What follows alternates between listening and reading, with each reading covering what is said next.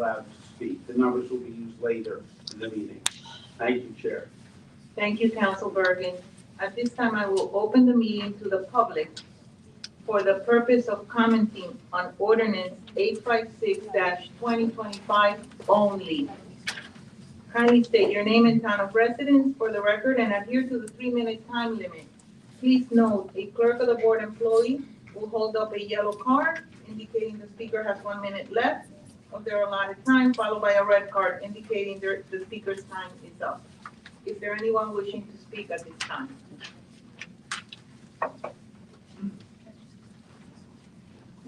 Seeing no one else? No one else but me? Good evening, ladies and gentlemen, of the Commissioner Board. Bruce Patterson, Garland, New Jersey. I hope you're not imposing 3 minutes on the budget here. So that means we've gone from 10 minutes down to 5 minutes and now 3 minutes. It's a travesty. But anyway, my comments towards the ordinance. Are you planning to study our local hospitals to see how many low-income and indigent patients are being served? And that upon your study results, you plan to take our county taxpayer money and provide financial support to the third-party multi-billion-dollar hospital chains? The taxpayers are wondering, just what is your end game here on this ordinance? Is it to write a blank check to, for example, RWJ Galway or CHA Muhlenberg hospitals? Or are you actually going to be advocating to the state for additional funding and aid to come down, where it would end up to be a pass-through to these hospitals through Union County? So please explain that. Thank you. This ordinance has no money going to the hospitals. This is a revenue generating ordinance for the county. It's based on state law and federal funding.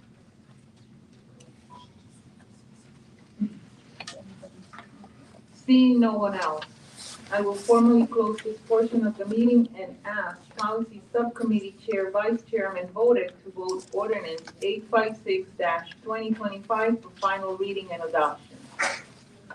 I move ordinance 856-2025 for final reading and authorize the clerk of the board to advertise the same in accordance with law. Request a second. And I have a second, please. Second. Ordinance was moved by Vice Chair Votek and seconded by Commissioner Dellis Ford. Clerk of the board, can you please call the roll? Ordinance number 856-2025. Commissioner Baker. Aye. Commissioner Dellis Ford. Commissioner Granados. Aye. Commissioner Kowalski. Yes. Commissioner Palmieri Muedana. Aye. Commissioner Williams. Aye. Vice Chairman Votek. Aye. Chairwoman Leon. At the record reflect at the record reflect that people will be voting in the affirmative. Tonight we have one ordinance for introduction. Clerk of the board, can you please the ordinance by title? Ordinance number 857-2025, an ordinance to amend the laws of Union County Administrative Code and Policies in General Legislation by amending Part 2, Policies in General Legislation, Chapter 49, Fees, Article 5, Engineering and Public Works, Fees, and Article 7, New, Office of the Union County Surveyor, Fees. I would like to ask Policy Committee Chairman Votek to move ordinance 857-2025 for first reading. I move ordinance number 857-2025 for first reading and authorize the clerk of the board to advertise same in accordance with the law. The public hearing and final reading will be held on May 15th, 2025. May I have a second? It was moved by Vice Chair Votek and seconded by Commissioner Kowalski. Clerk of the board, can you please call the roll? Ordinance number 857-2025, Commissioner Baker. Aye. Commissioner Dellis Ford. Aye. Commissioner Granados. Aye. Commissioner Kowalski. Yes. Commissioner Palmieri Muedana. Aye. Commissioner Williams. Aye. Vice Chairman Votek. Aye. Chairwoman Leon. Aye. At the record reflect that 8 votes in the affirmative on ordinance number 857-2025. Moving forward, the 2025 county budget was introduced at the March 27, 2025 meeting. Following the approval of that budget resolution, the clerk published a notice of the official public hearing to be held tonight in accordance with the law. With that said, I now open the public hearings on the 2025 county budget. Prior to calling upon the public for comments on the budget, I would like to ask our fiscal chair, Commissioner Rebecca Williams, to say a few words before we begin. I would also like to thank Finance Director B.B. Taylor and her staff, our county manager at Oatman, Deputy County Manager Amy Wagner, our fiscal committee and all their staff. Fiscal Chair, can you please say a few words? The floor is yours. Thank you, Madam Chair. So as Chair of the 2025 Fiscal Committee, I'm pleased to announce that after months of collaboration, thorough review, and state approval, we are prepared for the final vote on the 2025 executive budget following tonight's hearing. This budget reflects Union County's ongoing commitment to responsible fiscal management. I'm proud to report that we have maintained a stable tax rate this year following last year's modest increase. This was achieved through strategic planning, cost-saving measures, and a shared dedication to protecting the core services of our residents. Union County continues to maintain its AAA credit rating, the highest a county government can achieve, reflecting the strength of our financial planning, conservative budgeting practices, and continued investment in our infrastructure and community programs. Guided by our chairwoman, Lourdes Leon's theme for the year, Connecting Communities Committed to Progress, this budget advances critical priorities in public health, accessibility, senior and youth services, and workforce development.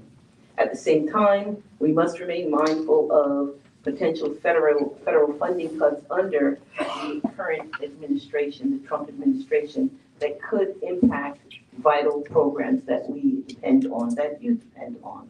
We're monitoring closely and remain committed to protecting the services that you, our residents, rely on. And as Chairwoman said, I would also like to extend my sincere thanks to our County Manager, Ed Oatman, our Finance Director, B.B. Taylor, and her team, John Zigzag and Ali Enriquez, for their outstanding work, as well as to my fellow Fiscal Committee members, Vice Chair Joseph Bodek, and Commissioners Delisfort and Mirabella for their continued dedication.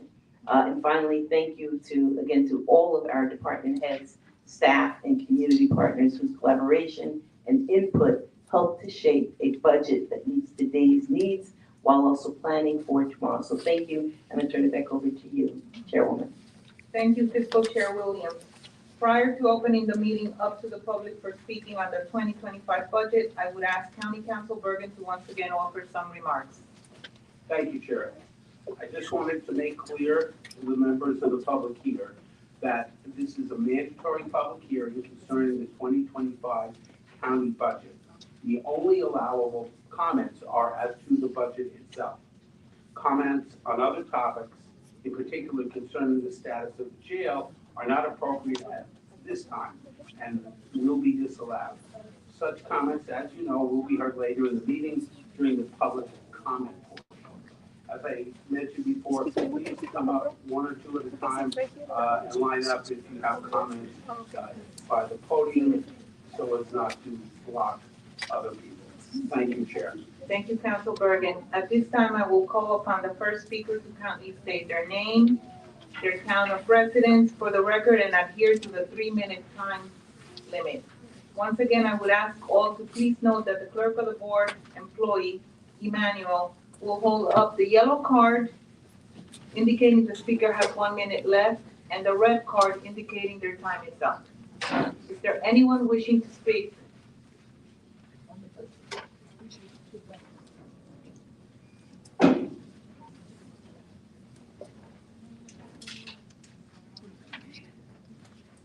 Stacy Brett, Morris County. In regards to the budget, I'd like to know if you were in dire straits with your budget or if it came out to be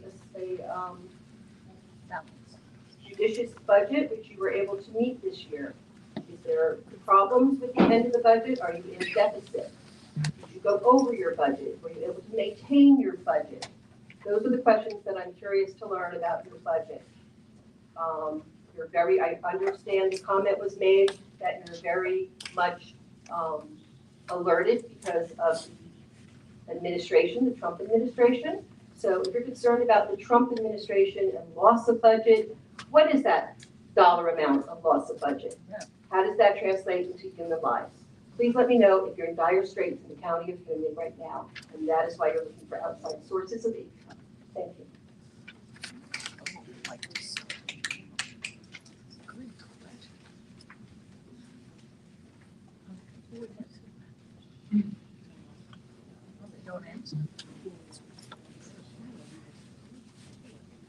Good evening, ladies and gentlemen of the Commissioner Board, Bruce Patterson, Garwood, New Jersey. Boy, she went right to the jugular on that. But I mean, dire straits. I mean, if I only got 3 minutes, I mean, I have a lot of questions. One is Commissioner Rebecca Williams says we have a stable tax rate. Well, guess what? Taxes went up $7.5 million, 1.75%. So that's what the stable tax rate may be, that little percentage that you talk about. But nobody in all these meetings has actually said taxes are going up. Well, I'll be the first. Taxes are going up. You know, and to you double your AAA rating. I mean, the disasters that are going on behind the closed doors. I mean, I should probably write a 10-page letter to movies telling them about, you know, what they say about the AAA. I mean, financial strength. I mean, we got a disaster, usual disaster. The only good part is we're sitting on about $160 million in surplus. I mean, that's a plus. But by all rights, a lot of it should be really returned to the residents and the taxpayers. I mean, to sit on that much money on a $500 million budget is amazing. So, you know, we still got a $500 million budget. And I'm going to be talking about resolutions later on, and possibly this is the reason why money is disappearing, possibly dire straits. You had the personnel freeze last year. You had to stop buying or purchasing. You told the department to stop purchasing items. You know, I got plenty of more items. I put an Excel sheet together of all the main things. And, the debt service, you know, last year you said debt service was great, going down, but guess what? Debt service actually went up this year. $6 million, 8% increase, actually more than the 2 years ago. The capital spending, it's down $22 million, which is kind of saying something, that you're putting the reins on financial spending for some reason. I don't know. I mean, do people up there actually have any solid business experience? I would assume the commission would. So, I mean, you know, outside of that, the other people, you know, it's all questionable. And just the last comment is that you know, two people, and I've said this before, the two main people that put this budget together, County Manager Ed Open and Finance Director Billy Taylor, don't even live in the county. So they're totally ignorant of the issues that we have. Mr. Patterson, on the budget, please. They don't live in town. They're the ones crafting the budget. So bottom line, you got people that, you know, really don't even understand the county creating the budget for us. Thank you very much. It was on. Session hasn't closed. Okay. Wow. We're gonna have a red flag anyway. Thank you. Thank you. Any other comments on the budget? Seeing no one else, I will formally close the official public hearing on the 2025 county budget. Director Taylor, if you would join us at the podium to address these questions.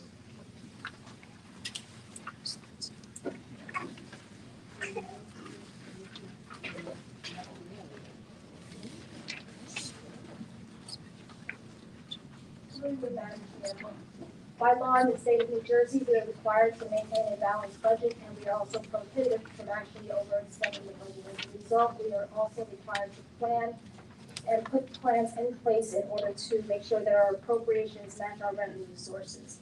It's important to note that our net debt has actually decreased year after year for the past 10 years. Going back from 2021, I won't bore you with numbers, but I'll just use 2021, 0.69% of our net debt.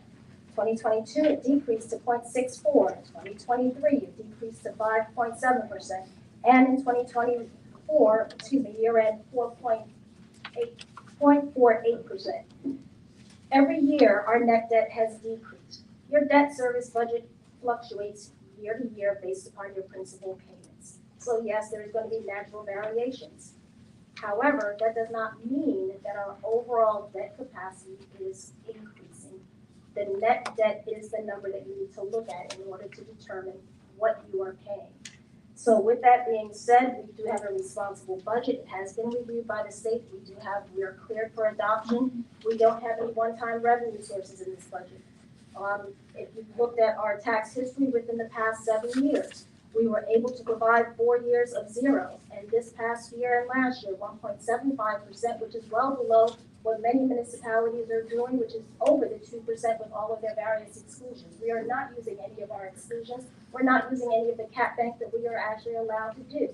So by and large, what many people, including Moody's, who has cited us for using very strong fiscal restraints in our financial planning, we are very prudent in our spending because we are proactive in trying to achieve efficiencies. Anything else?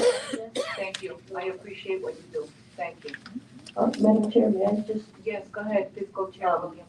Yeah, this just goes to the question about the concerns that I and the fiscal committee had expressed about critical, possible funding losses. And this goes to what many of you will remember a couple of weeks ago, the Trump administration wanted to cut $11 billion and, you know, in that would affect health and human services, things that we rely on. A lot of our, and for New Jersey, it meant $350 million in cuts. As some of you know, this critical funding helps with our human services, with those who need SNAP benefits, vaccination and disease prevention, WIC, and other, you know, rental assistance, other vital programs. As you know, many of those are federally funded. So if $350 million, which was the number that was put out there, were to be lost, it wouldn't just affect our county, it would affect all county budgets in all of the in all of the state of New Jersey. So that's what I was specifically referring to about that concern that Governor Murphy had a meeting actually a couple weeks ago in Westfield about. So that's kind of what I meant by that particular comment, that we must remain vigilant. Okay? Thank you, Madam Chair. Thank you. Tonight, we have 2 presentations scheduled relative to 2 exciting grant programs. To that end, I would like to ask Fiscal Chair Williams again to say a few words regarding the first presentation, the 2025 infrastructure grants. Okay, good evening again.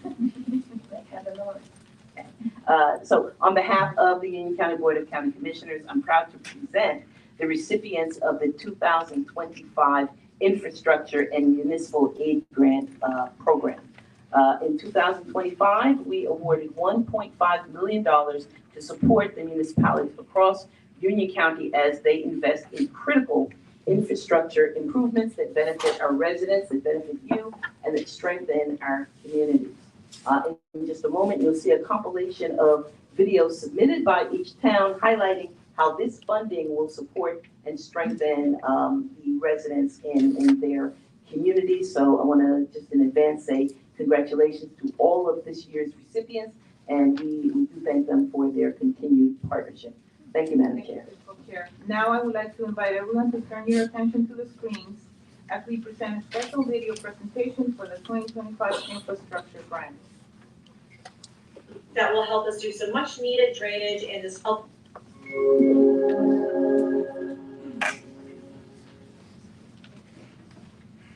Hello, Union County Board of Commissioners. This is Liza Viana, Township Administrator. I am not Mayor Devaney, even though I'm in her office. I'm standing in for her today. I just wanted to say thank you for this big check that will help us do some much needed drainage in the Spring Ridge area of our town. Without this money, we definitely could not do these much needed infrastructure projects that we have to do every year. So thank you for all of your help. I'm gonna go try to cash this at the bank window. Bye. Hi, Mayor Angela Albanese from Clark here. I'm pleased to accept this check on behalf of the citizens of Clark from the county commissioners. The infrastructure grant will be used to repair our roads, and we thank you very much. Hi, this is Terrence Curran, the mayor of Cranford, and I'm very happy to accept this check from the County of Union for infrastructure upgrades that are going to help Cranford's roads and paving. The township committee is very appreciative, and so is the entire township, of the support that we've received from the county. Thank you very much. Hello, this is Mayor Chris Folwig.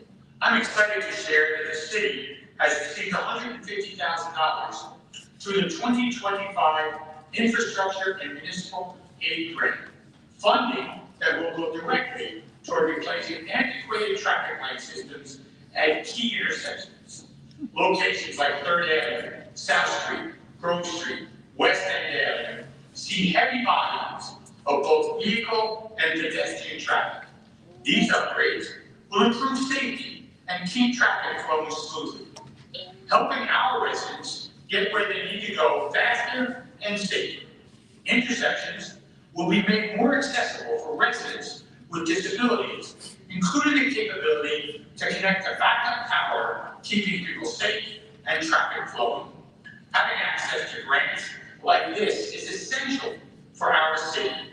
It gives us the opportunity to modernize the infrastructure that we rely on, replacing outdated systems that meet today's standard for safety, accessibility, and reliability. These improvements help us reduce congestion, enhance safety, support economic activity. With this funding, we're keeping Elizabeth moving in the right direction. So we're grateful to the commissioners of Union County for their continued support and partnership in making our city a better place to live and work. Together, we're investing in Elizabeth. Thank you.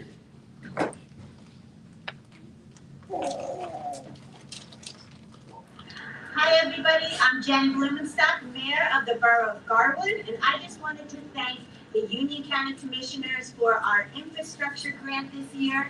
We are going to be putting it to our new Center Street Corridor project, which is going to be a whole project dedicated to sustainability and safety by adding bike lanes and bump outs and more lighting and signage. So thank you so much. Greetings, this is Mayor Dally Bertrice from the Township of Hillside, and I just want to thank our Union County Commissioners for this $21,000 blessing, which will help our Recreation Department upgrade its facade for 2025. I thank you for your continued support, and you enable us to continue to take pride in Hillside. Again, thank you so much for your support. Good afternoon, Union County. Thank you so much for this infrastructure grant. I'm here at Hanover with our DPW superintendent. And we're going to be using these infrastructure grants that Union County has graciously given to us to create a new car wash system, which will meet DEP requirements. It'll be a closed structure with a drain that goes into an oil water separator before going into our wastewater system. This new installation of this wash facility is essential for the effective and compliant functioning of the DPW. This project aligns with our commitment to environmental responsibility while providing operational efficiency gains and will enable our department to fulfill our responsibility to the community, environment, and NJDEP regulations. Thank you very much. Thank you. Good afternoon. This is Mayor Derek Armstead, and I'd like to thank the Union County Board of Commissioners for this $100,000 infrastructure grant. The infrastructure grant can be used for various improvements throughout our town. Some locations that we hope to use this money for will be Chandler Avenue, East Baltimore Avenue, and Orchard Terrace. Good evening. On behalf of the Borough of Mountainside, I want to thank the Union County Commissioners for the $40,000 infrastructure grant. We'll be using it in connection with our paving project. This year, we intend on paving Friar Lane, Justin Place, Kings Court, and Queens Lane. With the rising costs of these projects, the infrastructure grant is greatly appreciated. Again, thank you on behalf of the Borough of Mountainside. Hi, I'm Councilman Matt Kaminsky. On behalf of the Mayor and Council of the Borough of Providence, I'd like to thank the County Commissioners for the 2025 infrastructure grant funds. I'm Diane Maliska, and I would like to let you know that we are going to use these funds towards our annual paving projects in town.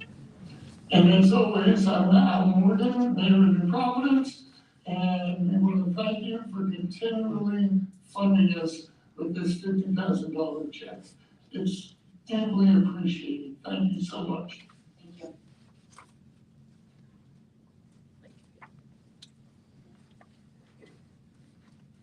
Hello, this is Mayor Adrian O'Matt. The City of Plainfield would like to thank Union County for awarding $135,000 in funding for the 2025 Infrastructure and Municipal Aid Grant.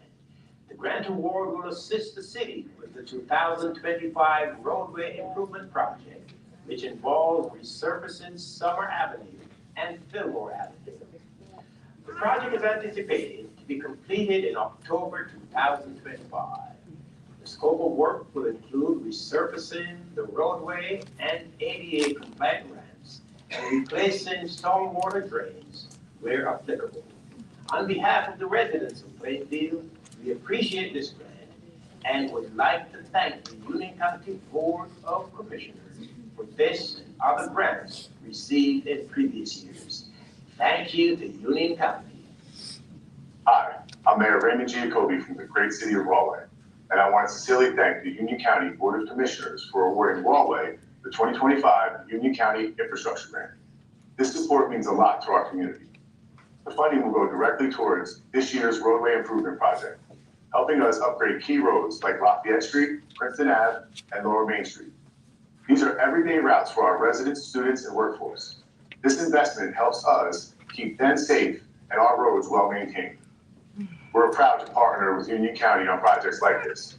Your continued support allows us to move Rahway forward. And on behalf of our city council and the people of Rahway, I want to sincerely thank you for helping us build a stronger, better connected city. Hello, I'm Roselle Mayor Donald Shaw. And on behalf of the Borough of Roselle, I'd like to thank and extend my sincere gratitude to the Union County Board of County Commissioners for awarding us the $60,000 grant.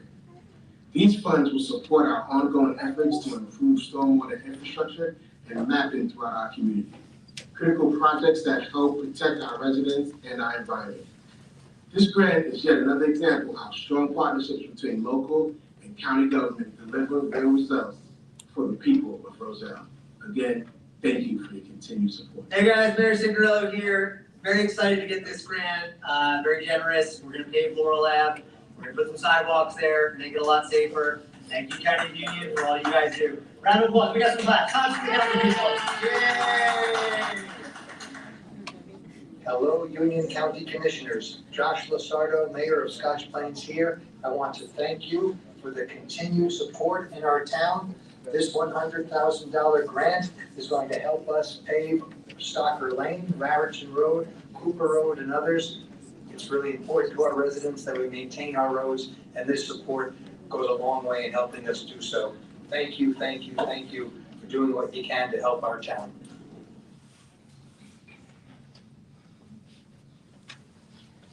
Hi, I'm Summit Mayor Elizabeth Fagan, and I'm here to say thank you to the county for supporting phase 2 of our Tulip Street project, which includes ADA upgrades, it includes sidewalk improvements and curbing improvements, and milling and paving of our street from Ashland to Springfield Avenue. These are real quality of life upgrades for our residents, and we couldn't have done this without you. Thank you so much. The Township of Union has prioritized Levántate Avenue for the 2025 Infrastructure and Municipal Aid Grant Award. This decision underscores the pressing need to address the avenue's deteriorating conditions which is causing significant mobility issues for the vehicles and the pedestrians in the area. The decision to reconstruct and improve Winona Avenue is not just logical, but crucial. This avenue serves as a vital access point to the Connecticut Farm School on Stuyvesant Avenue and provides public parking and drop-off and pickup. The planned improvements are designed to significantly enhance safety for all vehicles, pedestrians, and students, providing a sense of reassurance for all. We are committed to restoring Winona Avenue to its full function with this grant. This will involve a range of improvements, including new concrete vertical curbs, sidewalks, concrete apron, and driveway restoration. We'll also make enhancements from the intersection of 22 West to Stuyvesant Avenue. These practical measures will not only restore the avenue's function, but also enhance safety and convenience for all users.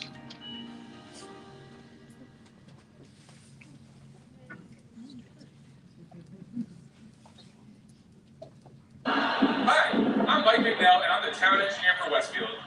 Thanks to the generous support of Union County, our town has been awarded a $100,000 grant for the resurfacing of First Street. This grant will bring a positive change for our community. Not only will it improve safety and the overall appearance of First Street, but it will also provide for better access to our local schools. A smooth and safe road makes easier travel for students, parents, and staff, making our schools more accessible for everyone. On behalf of the entire town of Westfield, we want to extend our deepest gratitude to Union County and the Board of County Commissioners. This investment in our infrastructure will benefit our residents for years to come. Hi, I'm Commissioner Byrne of the Township of Winfield. I'd like to take a moment to thank the Union County Board of County Commissioners for the award for the 2025 Infrastructure and Municipal Aid Grant in the amount of $20,000. We'll be using this money to make repairs to the area outside of the municipal complex for the benefit of our constituents. So once again, thank you, Commissioners, for all the help that you've always provided the Township of Winfield. You've always been friends to the Township. Thank you again.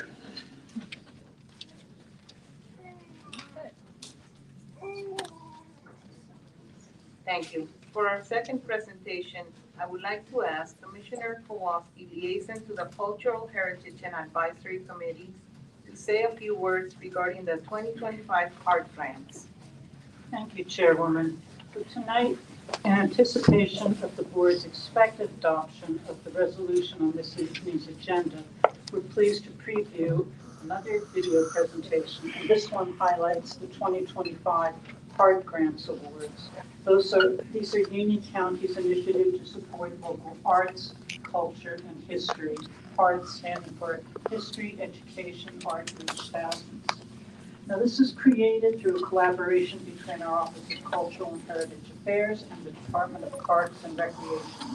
The video outlines the mission of the CARD grants and also celebrates the outstanding work of this year's anticipated recipients.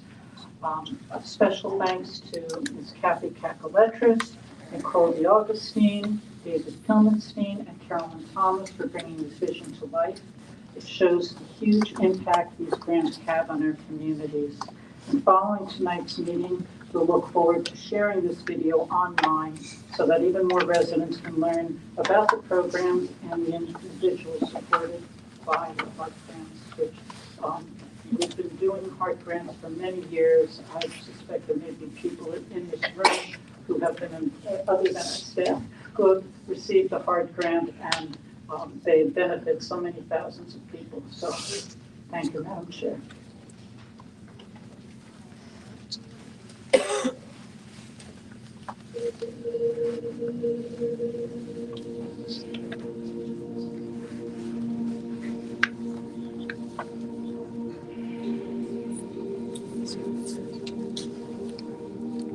So I personally hired the CARD grant when I began volunteering for Roselle Park Coast Arts Inc., which runs the Roselle Park Arts Festival.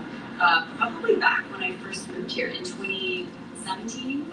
It really benefits almost everybody. We try to make the festival have multiple components, and that will appeal to people who are interested in art. And it really is about arts, all arts, even culinary arts. And we do bands and cover bands. We do try and encourage as many acts as possible that are creating original music.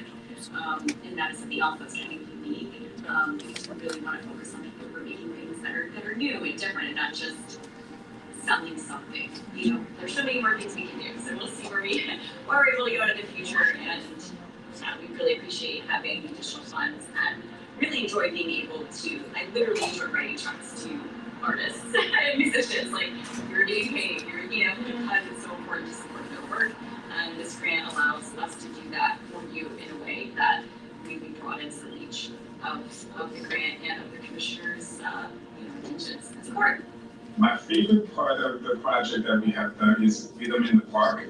It allows where a lot of artists to come together, expose their talents, expose things that they do to the community, and people enjoy it. And it brings a lot of joy and happiness to the individuals who attended the event.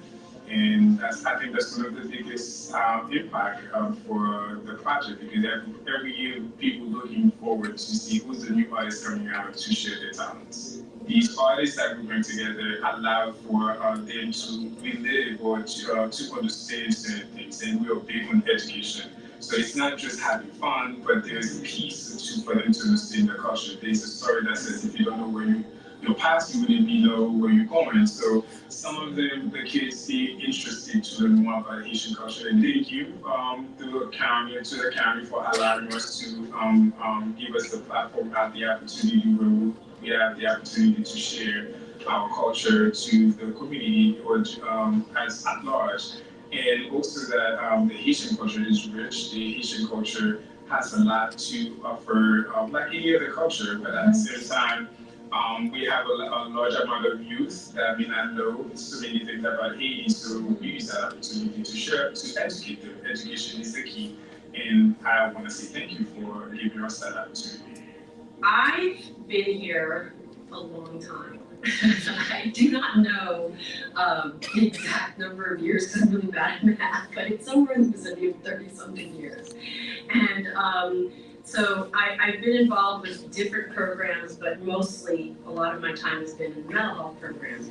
And at some point the opportunity came up with the Heart Grant where we were told it was an opportunity for our guys to get, art classes / art therapy, or express themselves via art. And so it started with 2 very, very small classes, and I remember our very first artist, Irma Ostroff. She's amazing. I just remember that she had clients that didn't do much in groups, weren't verbal, you just didn't think oh, we'll put them in painting groups, what are they gonna get out of it or whatever. And she would start them off, right? And they'd start off with maybe I don't know, what looked like initial scribble scrabble, right? One color.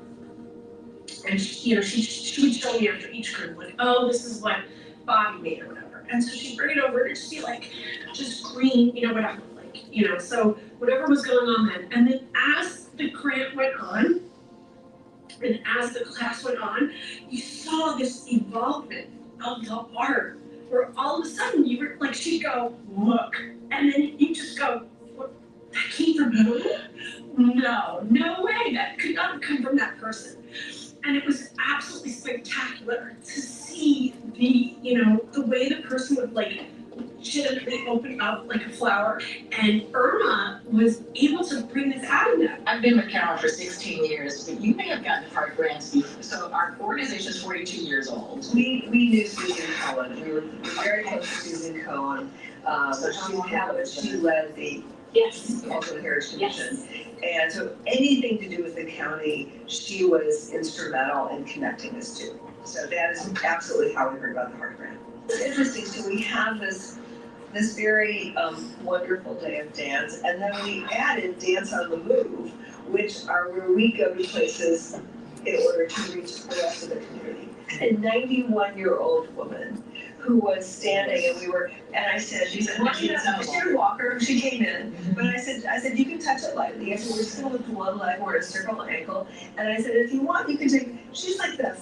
She goes, I can't believe I'm doing this. And her capacity is so much greater than what she anyone expects of her. So this year, we were at the Westville Senior Center, we were at the Linden Senior Center, that was a very active group, they were fantastic, you know. Because of my history and my family's legacy as a Utah Holocaust survivor. Yes. There is historical work that we take throughout the county. We hope that you guys all continue to get all the funding that you need to continue funding what we do, because the need is great, and to impact on such a local level is so important. And so it's important to tell these stories, not just to the people who already believe, but for the people who don't know the power. I mean, we're about to go to Washington next week for New Jersey Arts Advocacy Day, and we're part of a program down there. But it's just interesting to me because we sort of can't believe, I can't believe being in this industry this long, I still have to tell you why what I do is important. Really? Really? All you have to do is come once, and then you will be amazed. All you have to do is come once. I also just want to say, I know we both want to say, thank you. With this particular program this year, it was Healing Hearts Through the Arts. And our women are coming from different backgrounds and experiences, and oftentimes they're carrying trauma and burdens of it. This Healing Hearts Through the Arts began as an outgrowth of our music therapy group. The women wanted this. They wanted to explore their healing more fully and express themselves in more than just one way. And the Heart Grant really allowed us the freedom to create a program that impacted not only the women but their families and their community. The Heart Grant has really offered us a place to explore those themes that are common to the women who come here. And in the process, they gained a lot of confidence, and joyous and celebratory in that confidence. This is the third year that the Heart Grant is supporting Shady Grasses programming for 4 centuries, and it began as a county-wide effort that really brings people a little bit farther away to the clubhouse, and it's just a great opportunity to be able to bring music and all kinds of activities here that we wouldn't otherwise have. So that's been really exciting for us to see that program grow. Shady Grass Country Club was the first ever Black-owned country club in America. In its heyday, it had golf, ski shooting, horseback riding. They had jazz performances, and I guess a restaurant venue inside as well. We had numerous, I think they also had baseball, and they had tennis. So what our aim is to bring back as much of the history as possible and let people see what took place here at Shady Grass. It's a lot easier for us to function with support from the county and the Heart Grant. Partnering through the Heart Grant is a whole network of other sites and support from staff who are able to kind of guide you in planning your project, and then it's a very supportive group of folks who get the word out about what you're doing, and that really is very valuable to us starting to build awareness for Shady Grass. Well, I first learned about the Heart Grant because I was on Union County Cultural and Heritage Advisory Board, and we've been applying for Heart Grants since the inception of the Heart Grants. Today, we're going to be having Abigail Adams, a reenactor who is from the American Historical Theater out of Philadelphia, coming in person about Abigail Adams, who did visit Plainfield. We try to connect all our programs to Plainfield. But the Heart Grant also helps it to bring, history to life, on a kind of a different level. So we read it and inspire, we love to read library, but it's different when you add that hand in that, an actual, story and the actual reenactor, and on top of it, we got artifacts that we want to see this and that's another. The Zoom programs that we do with the funding from the Union County Park Grant, we found that there are people that have moved away from Plainfield, but are still connected to the city in some way. Either they have family members here, or they grew up here, or their grandparents were here, and it's brought a different level of recognition to the Historical Society. And because of it, we've been able to trade stories and help other people genealogy-wise, history-wise, learn about their families, learn about soldiers that, gave their lives in this country. So it's brought a different level of, appreciation to the museum and a connection to the Historical Society and the history of Plainfield. You just don't know what your one little program is going to do that's going to reach out, not just locally, but beyond the boundaries of Plainfield, beyond New Jersey. And we appreciate the commissioners for continuing the funding, because I know it's public funding and they have a lot of other issues in that to deal with, but the arts are important because it does connect people.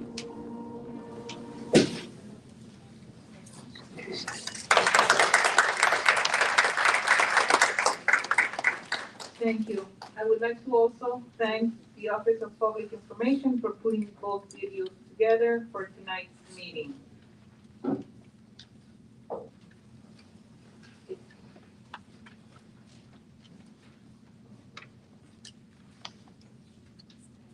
It is now time to move to the adoption of the communications and minutes. May I have a motion to adopt the communications? So moved. Second. Moved by Commissioner Kowalski, seconded by Vice Chair Bowden. Clerk of the Board, can you please call the roll? Certainly, this is for the adoption of the communications. Commissioner Baker. Commissioner Delasua. Aye. Commissioner Granados. Aye. Commissioner Kowalski. Yes. Commissioner Palmieri Mudet. Aye. Commissioner Williams. Aye. Vice Chairman Bowden. Aye. And Chairwoman Leon. Aye. Let the record reflect you have 7 votes in the affirmative on all the communications. May I have a motion to approve the March minutes? Second. Moved by Commissioner Palmieri Mudet and seconded by Vice Chair Bowden. Clerk of the Board, please call the roll. For all of the March minutes, March 13th agenda setting, March 13th regular meeting, March 13th executive session, March 27th agenda setting, and March 27th regular meeting. Commissioner Baker, Commissioner Delasua, Aye to all? Commissioner Granados, Aye to all. Commissioner Kowalski, Yes. Commissioner Palmieri Mudet, Aye to all. Commissioner Williams, Aye. Vice Chairman Bowden, Aye to all. and Chairwoman Leon. Aye. Let the record reflect you have 7 votes in the affirmative on all minutes.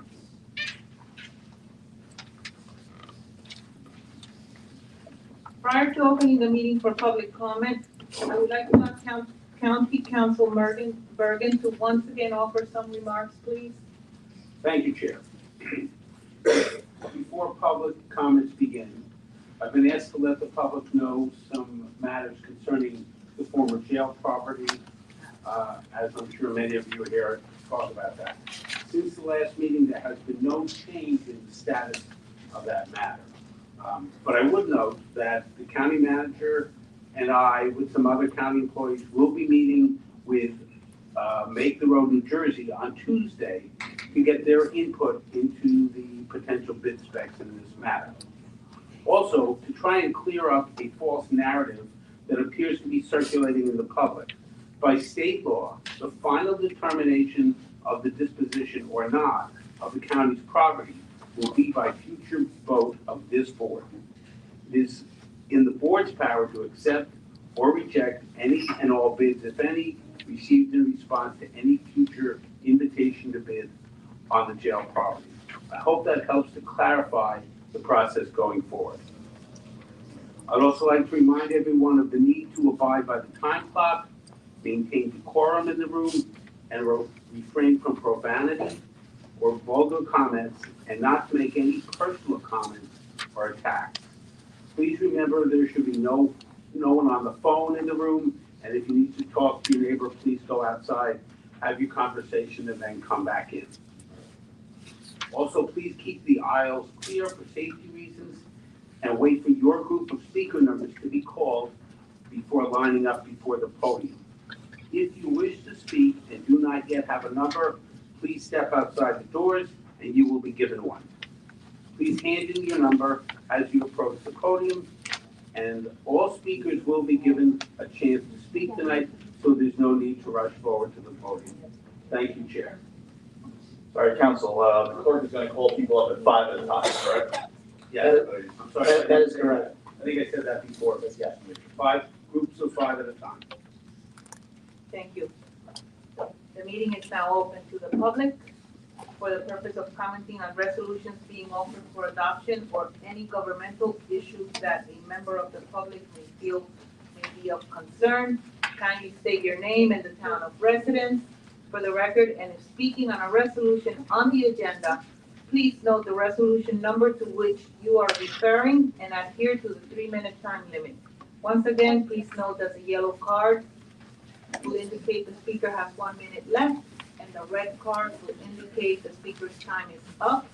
Is there anyone wishing to speak? I'm sure there isn't. Individuals with numbers 1 through 5, please come to the podium.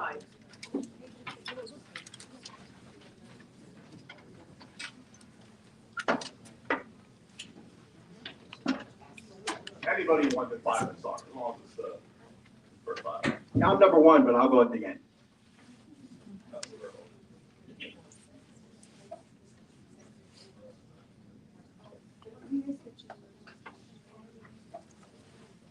The only numbers 1 to 5 for DMI. I think we already have Bruce as number 1. We have. Por favor, los números del 1 al 5 nada más, se lo voy a agradecer.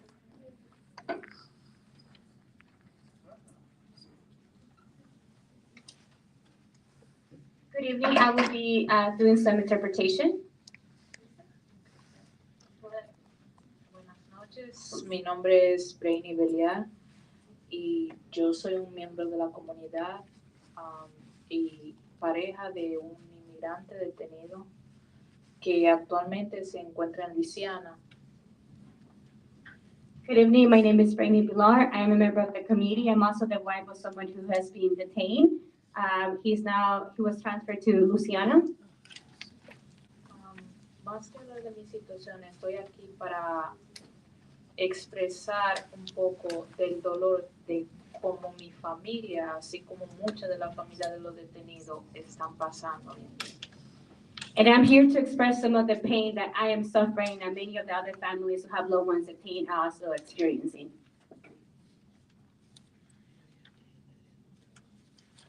Hace ya 3 meses mi pareja fue detenido, iba de camino a su trabajo.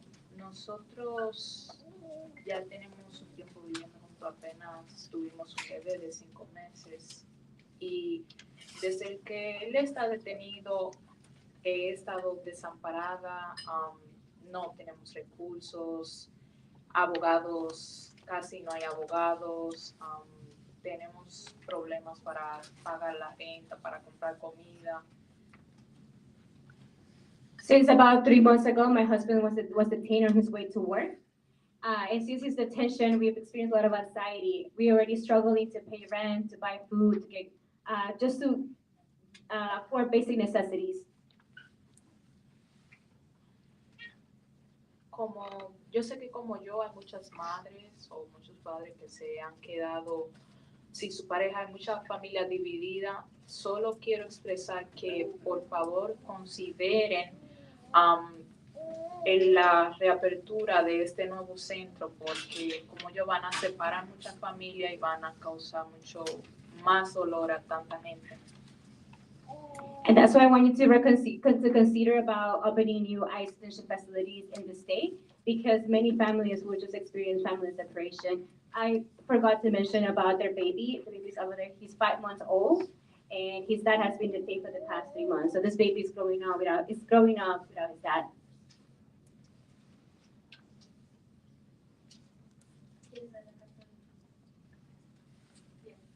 And I would just add really quickly a letter that her husband, that her mother-in-law wrote in support of a bond hearing for his son.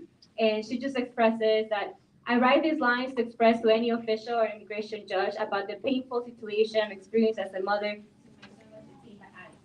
Since February 7th till now, I've suffered the greatest anguish and despair that I could have ever imagined. Thank you, please. The time is up. Your time is up. She was translating. She was interpreting. My son is a kind, 3 minutes, please. We have to enforce it. He has never had any problems with life. He's a rare Ma'am, if you don't sit down. all of us. She was interpreting. You need to hear. She was interpreting. Don't give us 1 minute. Please sit down. Families are being separated about the lack of a Please sit down. It's half the time. She was interpreting.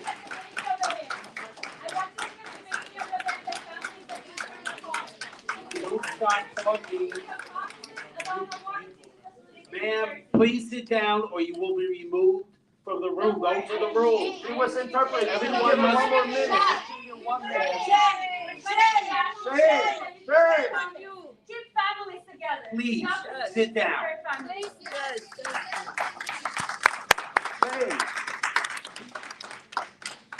That's what we're saying. You don't understand our issues.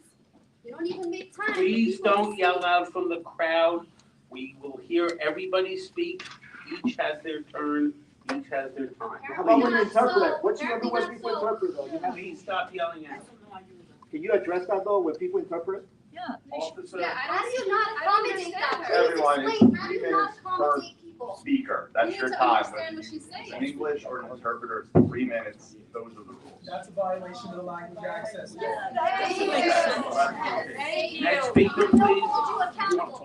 Por favor, un minutico. Hay muchas personas aquí esta noche y queremos darle oportunidad a todo el mundo. Por favor, tengan paciencia y comprendan. Queremos oírlos a todos. So, le vamos a pedir un poquito de respeto, por favor, y que comprendan. Now translate, please. In English. Exactly. I said that we have many people here that want to speak and we want to hear everyone. So we want to give everyone an opportunity to speak, and that is why we're giving 3 minutes, and to please be understanding on that matter. The translations. Hi, my name is Joan Peters, and I live in Clark, New Jersey. I'm not usually here for this. I'm usually here for moms and adoption. But I did want to voice my support for making sure that the RFP that comes is going to have some kind of stop to having an ICE facility in this town. New Jersey has something already, and I would hope that the state finally looks at the Immigrant Trust Act, and that would help a lot. But I think I'm asking for you, before you vote on this, I understand, thank you, Rebecca, today on Facebook, what happened, but I don't think a lot of people do. And I think you really need to make clear what the issues are and how you're going to not have a nice facility in Elizabeth. We're counting on you. Thank you. Yeah, how do you?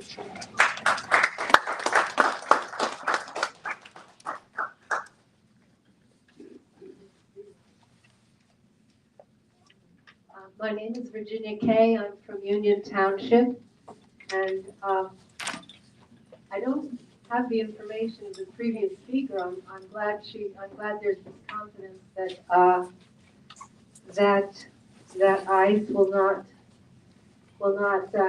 have this bill go through. I'm here to speak on that, and I was going to ask who among you would support the having enforcement people putting hoods on Union County pedestrians and forcing them into unmarked vans for detention, because we know this is a current practice of the organization. since residents can't be taken without a court warrant, ICE uses cell phone data to target these people outside in the open.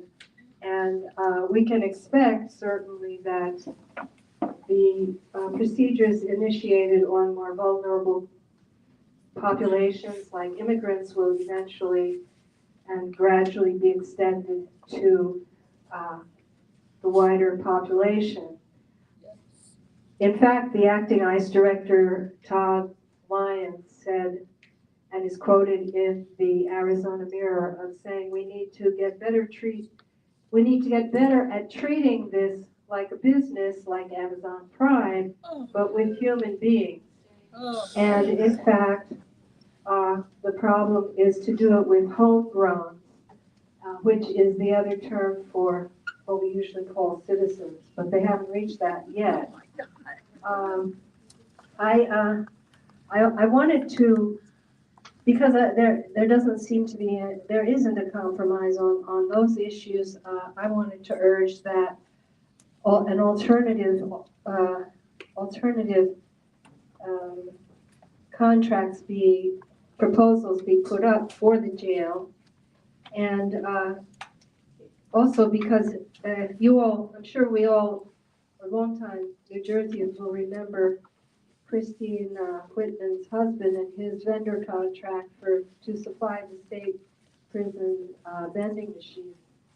Once you have a prison or a jail, it requires a dense network of services, laundries, food service, all of these things which are essential to the running of that kind of system. And so, the problem is once you have that kind of, it becomes eradicated and it becomes part of the local economy, and it's very hard to give up. Right. Thank you for your comments.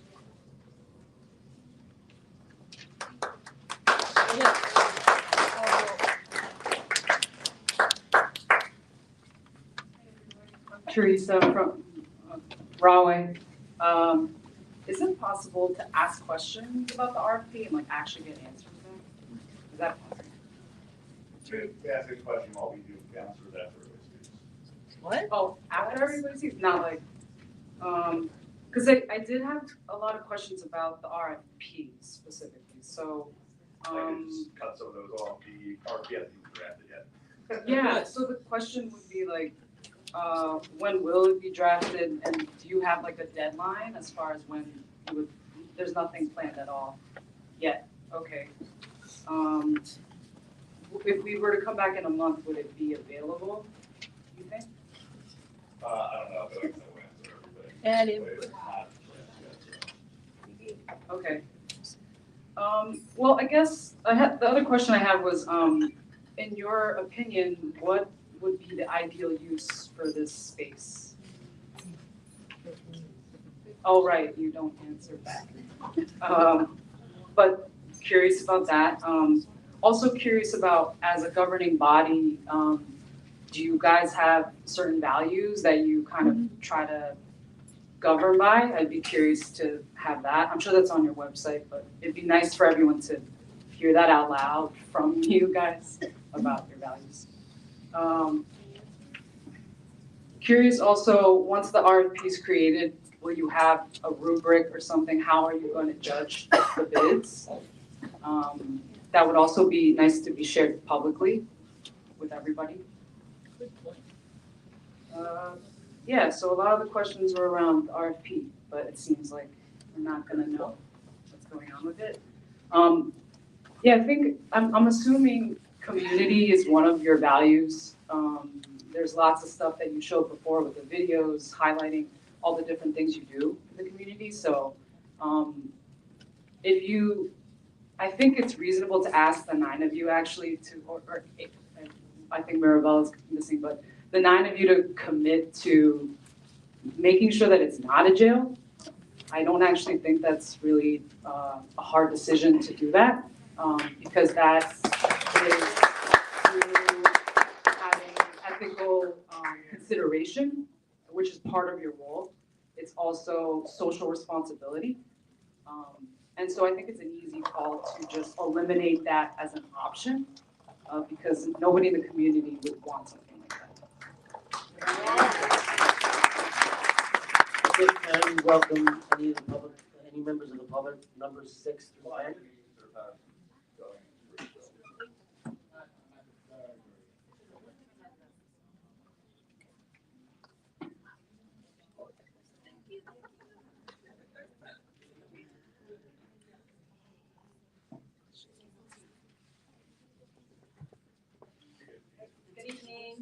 Good evening.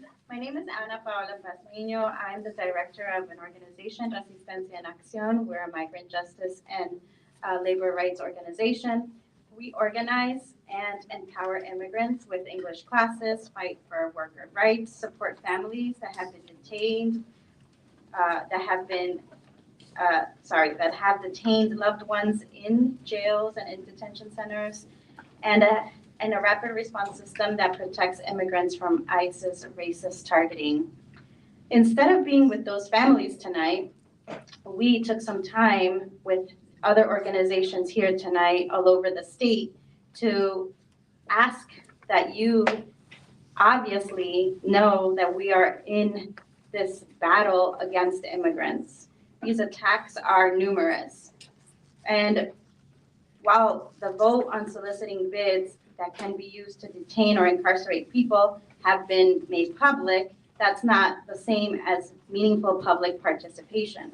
The true democratic process requires that a checkbox or a public comment, it demands transparency, outreach, and intentional engagement. And I think the last speaker had asked, right, that you at least say that you're not going to let that building be a jail of any sort. And that hasn't happened, and that's why we're here again, and we will be returning each time. Thank you to those that have voted already against RFP process. I know that some of you will publicly tonight say this, and I urge you to do that because we do not want to allow more detentions and separations of family like the first testimony you heard. We also have a lot of members, and tonight our member wasn't able to be here, but I would like to read you her testimony. Miriam is what I'm reading from. My name is Miriam, and I'm a member of Resistencia en Acción, an organization that has guided me after my husband got detained on his way to work. ICE agents followed him and raided our neighborhood for days. We have lived in this country for more than 20 years, and we have 2 children who are very terrorized and sad by the loss of their father, who is detained. He was detained at the Elizabeth Detention Center for many days and now transferred to the New Mexico Detention Center. He has no criminal record and is just facing deportation because of an immigration system that doesn't allow a clear process for permanent protection. My family is in fear daily and separated, and I am testifying today to be the voice of many families who are separated because of the detention and deportation machine. Let's not open one more detention center here. Union County can do better than this. Our community is more than just bids and profit. We have feelings that say no more to people. Thank you. Your time is up. Thank you. Thank you. Your time is up. Thank you. Let others speak. Thank you. Thank you. Your time is up.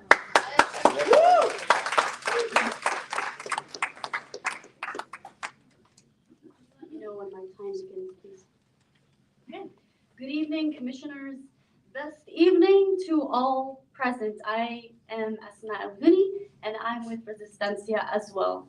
I want to start off by thanking Chairman Leon. Thank you for caring and listening to the community on March 28th to not consider to sell jails that could go to detention or prisons. Thank you.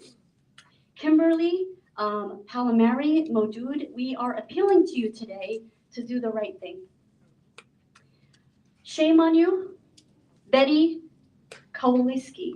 Shame on you. Shame on you for selling out our community. This is not just about exploring options. It sets a direction and it keeps incarceration on the table. It invites prison profiteers into our community conversations. Choosing this path even as a possibility, means choosing to be complicit in that system. You all have plenty of money to give checks to infrastructure, but so ready to sell black and brown bodies because you need the money. Of course, I'm not talking to Chair Leon, Commissioner Delesfort, and Granados. Thank you. We've heard that some of you had said the concern is cost, that repurposing or demolishing the jail will be expensive.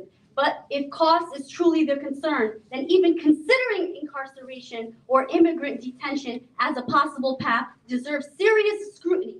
Just recently, my friend Mohsen Mehdawi was detained for speaking out about Palestine. He was targeted for using his voice for standing up for justice and to demand the stop of genocide.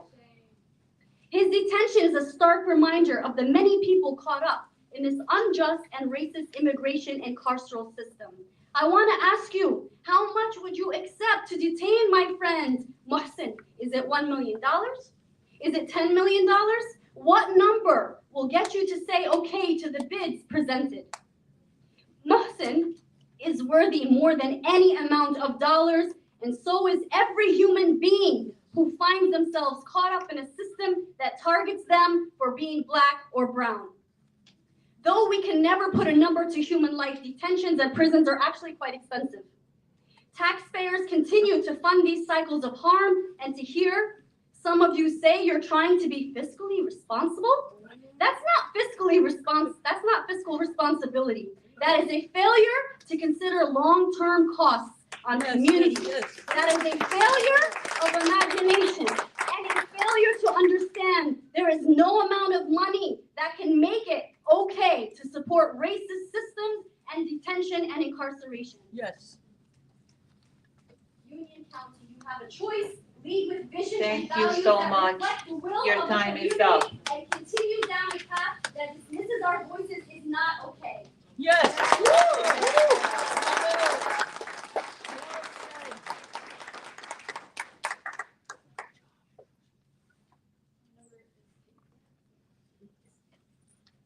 Good evening. My name is Farana Shamim. I'm here with Resistencia from Trenton, New Jersey. I want to start off by saying thank you, Michelle, for listening to activists urging you to vote against the resolution which seeks to not only criminalize but also disappear members of our community. Thank you for doing the right thing. And Vice Chair Bodek, shame on you for even considering bids Please on a direct jail. your comments to the board, not about You are individual wasting members. my time. Not only a jail, but a detention center. Shame on you, Alexander Mirabella, who's actually not here at this moment. You voted in favor of this resolution as well. It is so disappointing to know that only 3 out of 9 on March 28th voted in favor against this very dangerous proposal. If you listen to social workers, immigrant rights activists, restorative justice leaders, or public health experts, the people who actually study this kind of thing and, the roots of harm and how to build safety and healthy living conditions, you would know that this is not the right way to go. Listen to your community. We do not want more incarceration or detention centers. The United States is only 4% of the world's population, yet we hold 23.4% of the world's entire prisoners. Think about these numbers. Nearly a quarter of the entire population of the whole world is an American prisoner.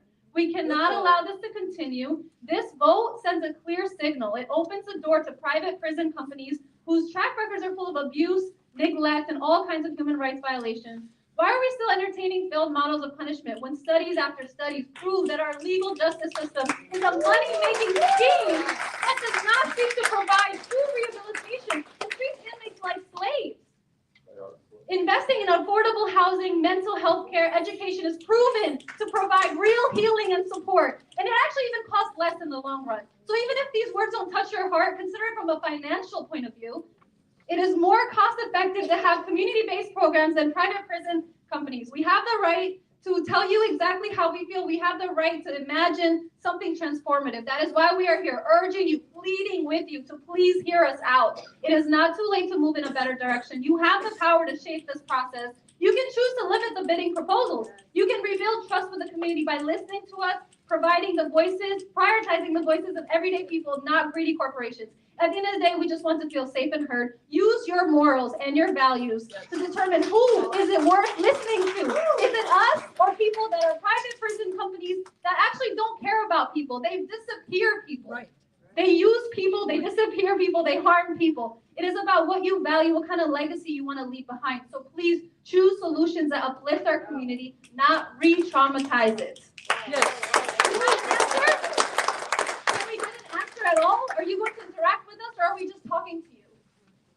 Anybody? This is a comment portion only. Thank you.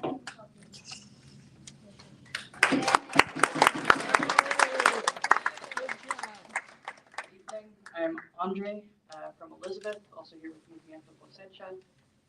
So a couple of weeks ago, you heard from dozens and dozens of your constituents talking about the trauma, the harm that they had experienced as a result of the existing detention center in Elizabeth, New Jersey.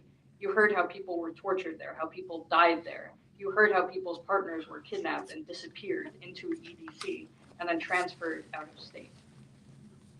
And all of your constituents who are there that day and today have urged you not to go forward with the process of selling Union County Jail in a state that could be used as a jail.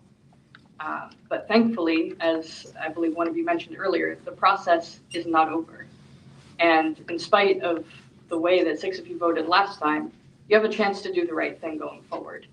And so I'm asking tonight for a commitment from each and every one of you not to sell that building to GEO Group, not to sell that building to CoreCivic, not to sell that building to the federal government, and not to sell that building in any circumstances in a way that could be used as a jail or as an immigration detention facility. You will have the floor. I would appreciate if you could answer now, but you will certainly have the floor later, and I would ask that you make that ironclad commitment to not allow that building to be used to incarcerate people, to detain people under any circumstances. Thank you. At this time, any members of the public for numbers 11 through 15, which is to speak, please approach the podium. Hi, Jane Frostgaza from the $40,000 recipient Fanwood. I thank you. There's nothing I can add to what's already been expressed, except for the fact that you folks are going to have really long Thursday nights here. Yeah. Until you actually go on the record that this RFP is going to have parameters, that it's going to have guardrails, and it's been 4 years since the jail was closed. And now, at the height of the Trump administration, you're putting it out for bid, and you're surprised by the reaction here.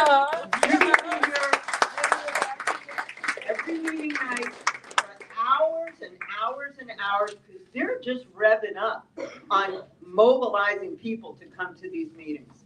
So I hope you do the right thing, because none of you are going to get my vote again if you vote for this.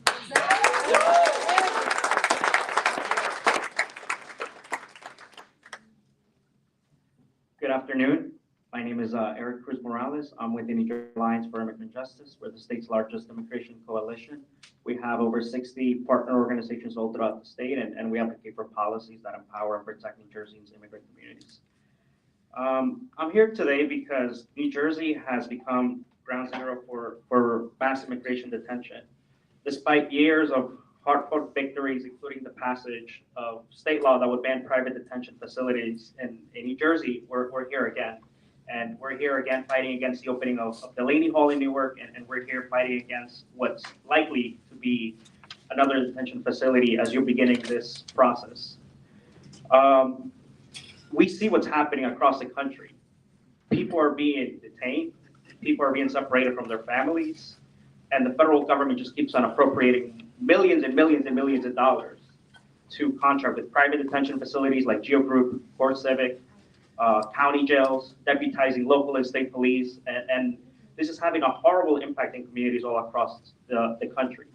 New Jersey is one of the most diverse states in the country, where 1 in 4 is an immigrant, and it's deeply troubling what's happening here, beginning this process where there's the probability that this is likely to become a detention center. We know that private prison corporations do not care about the well-being of immigrant communities. they don't care about what happens to them inside there. What they care about is making money. And we're really disappointed that we're here today because so much chaos is happening. And, you know, I asked you here today, like, where are your values, right? You took an elected position because you wanted to serve the public, because you cared about people. But you have to prove that. And right now, that's not what's being done here.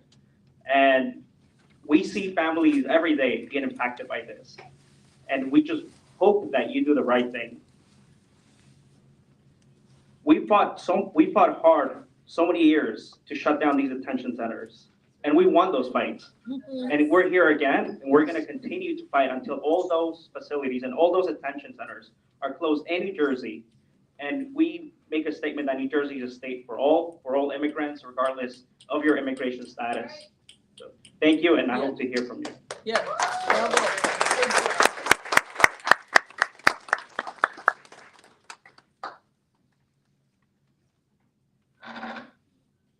Good evening, my name is I'm with the ACLU of New Jersey. The ACLU of New Jersey continues to stand in staunch opposition to the sale of the Union County Jail to house immigrants or for the creation of a new immigration detention center, particularly without a robust review process for members of the community to shape what the RFP looks like. At this moment in our history, we are seeing federal agencies, including ICE and others deputized for immigration enforcement, trample constitutional and civil rights and be weaponized against our communities. County governments, including Union County, have a moral obligation to stand with community members and to ensure that your actions, are not placing residents at greater risk of family separation, detention, or deportation. For this reason, we continue to call on you to guarantee a robust RFP process that has a review and to promise everyone in this room that sale will be precluded to private prison companies like GEO Group and CoreCivic, and that the building will not be sold to ICE. Union County and Elizabeth in particular is home to many immigrants and to many mixed status families, and institutions that detain immigrants only serve to terrorize those communities. Unfortunately, without a real process, without transparency, without sharing your values, and without reflecting your values in that RFP, Union County sends a very harmful message that you will not be standing with your immigrant residents. ICE itself has acknowledged what happens when they build an immigration detention facility, that when there is a facility nearby, they fill it. And that when they don't have facilities that are nearby, it's actually harder for them to carry out their enforcement objectives. And so it is essential that as part of our work to push back against the Trump administration's mass deportation agenda, that you ensure that you are not allowing for an immigration detention facility in downtown Elizabeth. I also just want to say that I know there's been a discussion of budgets today of costs. I want you to think about the costs to families. What happens when there's a child in a classroom whose parents have been deported? What are the costs to that child? What are the costs to that child's classmate when that kid stops showing up to school? What are the costs when we drive people in communities further into the shadows? Everyone here is here asking you for your partnership. That's it. They want your partnership in protecting our communities. And we ask that you pause this process, that you create a review process, and that you hold yourselves accountable to the oath that you made when you decided to take elected office. Thank you.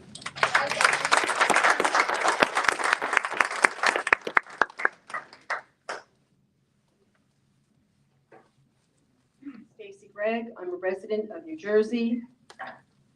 I'm a resident of the world. It was a vagina